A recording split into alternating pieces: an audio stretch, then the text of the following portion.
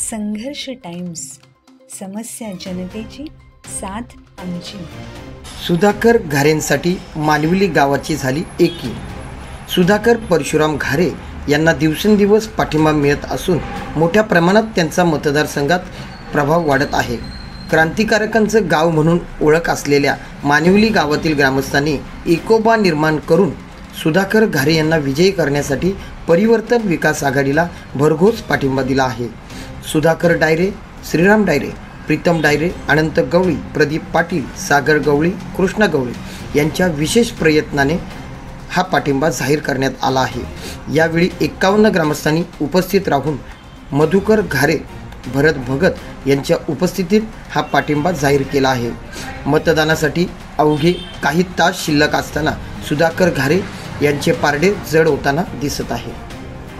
जो काय सुधाकरांना पाठिंबा मिळतोय त्या पाठिंब्यासाठी खऱ्या अर्थाने प्रयत्न सुधाकर डायरेचे आहेत, प्रीतम डायरेचे आहेत, त्याच्यामध्ये अनंत गवळीचे असतील, प्रदीप पाटलांचे असतील आणि त्यांच्या सारे सहकारी या ठिकाणी जयेश श्रीराम आहे, स्वतः सगळी मंडळी या ठिकाणची आहे। या सगळ्या लोकांच्या प्रयत्नाने मानविलीतल्या तरुणांनी एकत्र येऊन एक चांगला निर्णय घेतला आहे। मानविली गाव हे ऐतिहासिक गाव आहे। मानविली गावाने देशाच्या स्वातंत्र्यासाठी बलिदान पत्करलेलं गाव आहे। त्या गावातल्या लोकांनी एकत्र येऊन एक विश्वास सुधा घारेंच्या बाबतीमध्ये या ठिकाणी व्यतीत केला आहे की सुधा घारे आमच्या अडीअडचणी सोडवतील, आमचं कामकाज त्या पुढच्या काळात चांगलं करतील। या भावनेतून या सगळ्या तरुणांनी सुधा घारेंना 20 तारखेला प्रचंड मतदान करून 23 तारखेला गुलाल उडवण्याची शपथ या ठिकाणी घेतलेली। त्या सर्व कार्यकर्त्यांचे मनापासून सुधाकर घारेंचे एक सहकारी म्हणून मी या ठिकाणी मनापासून त्यांचे स्वागत करतो।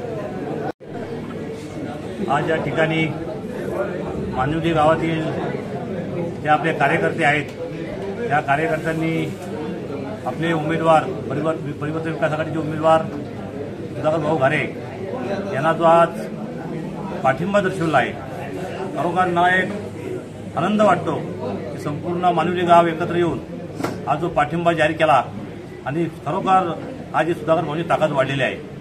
त्या गावातील ज्येष्ठ नेते सुधाकर दादा डायरे, आमचे ज्येष्ठ नेते व आमचे सल्लागार आमचे भरतभाई भगत, प्रीतम डायरे, त्यांचे सर्व सहकारी या सर्वांच्या प्रयत्नाने आज जो पाठिंबा आणि मानविली गाव एकीकरण म्हणायला हरकत नाही की आज मानविली गाव एक झाला। अशा पद्धतीने आपण जो निर्णय घेतला हा खरोखर स्वागताचा निर्णय आहे। पुढील काळामध्ये असंच हे गाव एकत्र राहावं आणि पुढील काळामध्ये ज्या पुढच्या निवडणुका असतील त्या निवडणुकीमध्ये आपण एकत्र येऊन आपले सुधाकर भाऊ पुढचे आमदार तर होणारच आहेत, आमदार झाल्यानंतर पुढील ज्या निवडणुका असतील ते एकत्र होऊन लढवाव्यात आणि आपसात एकी अशी ठेवावी अशी मी आपल्या मानवी ग्रामस्थांना विनंती करतो।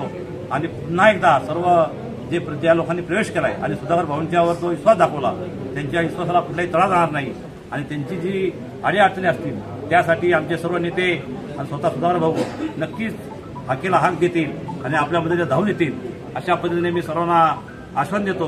आणि पुढील काळामध्ये आपण येथे या निवडणुकीला सर्वांनी सज्ज व्हावं आणि 20 तारखेला आपण प्रचंड बहुमताने परिवर्तन विकास आघाडीचे सुधाकर भाऊ घारे यांना निवडून द्यावं अशी मी सर्वांना विनंती करतो।